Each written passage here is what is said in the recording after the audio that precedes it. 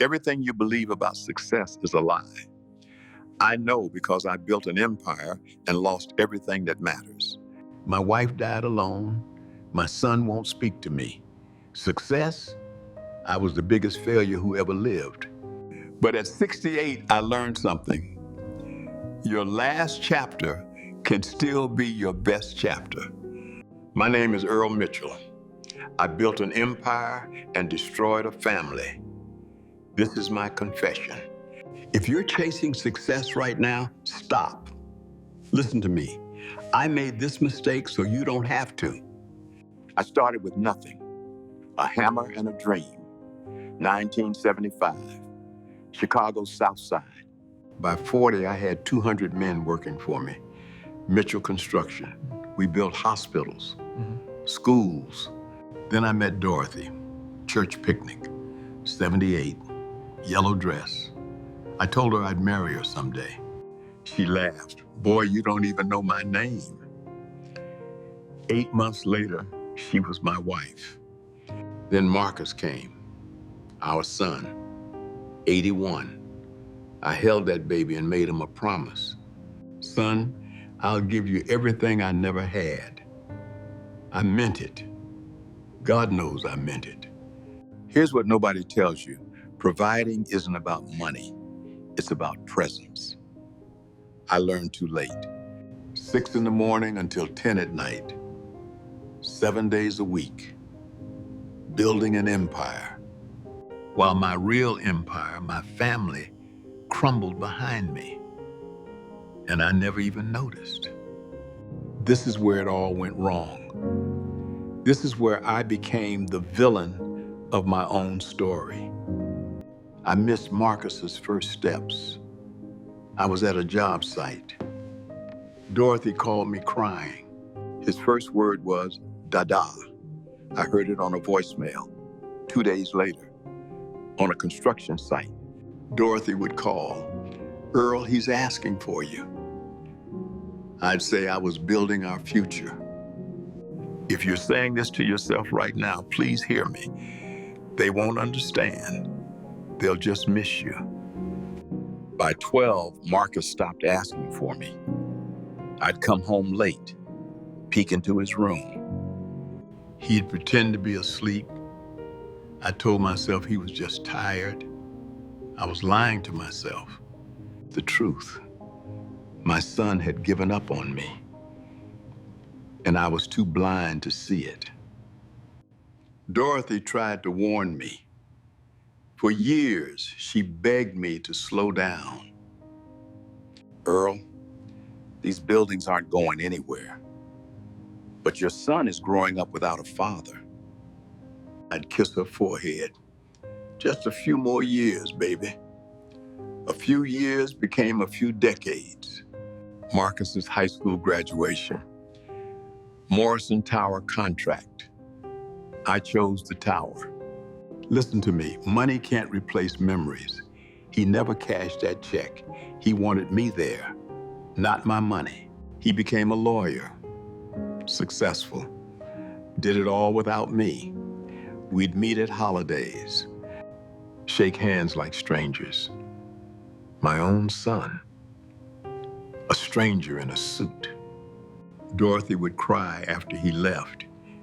What happened to our family, Earl? I happened. 2019. Dorothy got sick. The doctor said maybe 6 months. For the first time ever, I wanted to stop working. Finally, I wanted to be there. But we had a hospital project, $300 million on the line. My partners needed me. I told Dorothy I'd be back in 2 weeks. She smiled. I understand, Earl.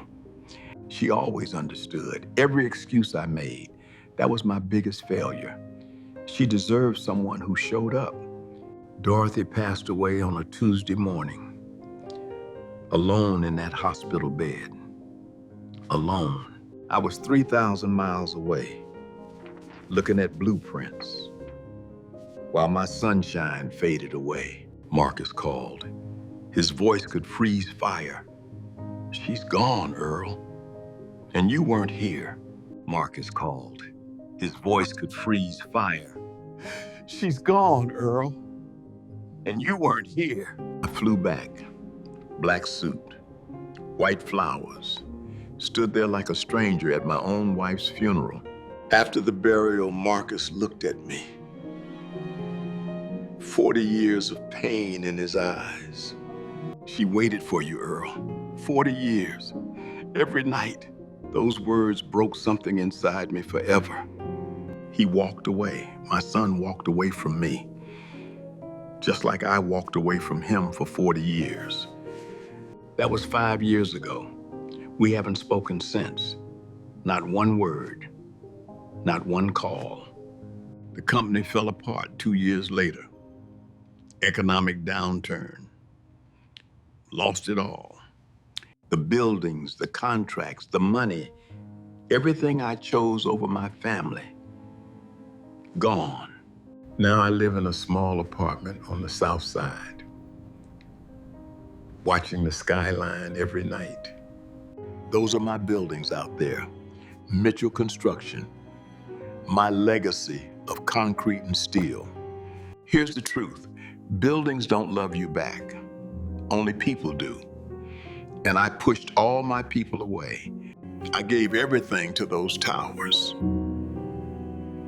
And they gave me nothing but loneliness. I thought this was how it would end. Alone, forgotten, just like I deserved. Then 6 months ago, a knock on my door changed everything. I opened the door, froze. Those eyes, Marcus's eyes, staring up at me from a young face. He said 5 words that broke me open. Are you my grandpa? Are you my grandpa? Jalen, Marcus's son, my grandson. I didn't even know he existed. Marcus needed someone to watch him. His marriage was struggling. I was his last option.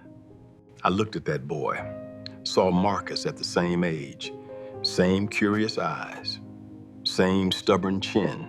I knelt down. Yes, son, I'm your grandpa. And something inside me woke up. 3 weeks, that's all I had with him. But I made every second count. Taught him how to use a hammer, how to measure wood, how to build a birdhouse. If you have kids, hear me now. Presence is the greatest gift. Not money, not success, just being there. Breakfast together. Walked him to the bus stop. Talked about his dreams. I listened. One night he asked about Dorothy. What was Grandma like? I cried for the first time in years. Told him how she laughed, how she danced. He hugged me. She sounds beautiful, Grandpa. When Marcus came, Jalen ran to him. Dad, Grandpa taught me to build a birdhouse. Marcus looked at me. Long silence. Then, you never taught me to build anything. Those words, a knife through my heart, because they were true. Every word was true. I walked to him. My son, this stranger I created. Marcus, I'm sorry about everything. His eyes filled with tears. 40 years of pain finally breaking through. All I wanted was for you to show up, Dad. Just once. That's all I ever wanted. I pulled my son into my arms.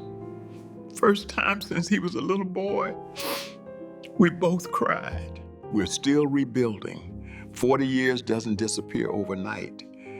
But every Sunday, they visit. I build things with Jalen now.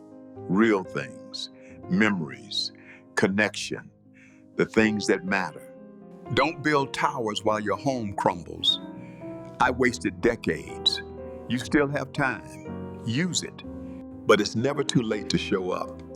Your last chapter can be your best chapter. Mine finally is.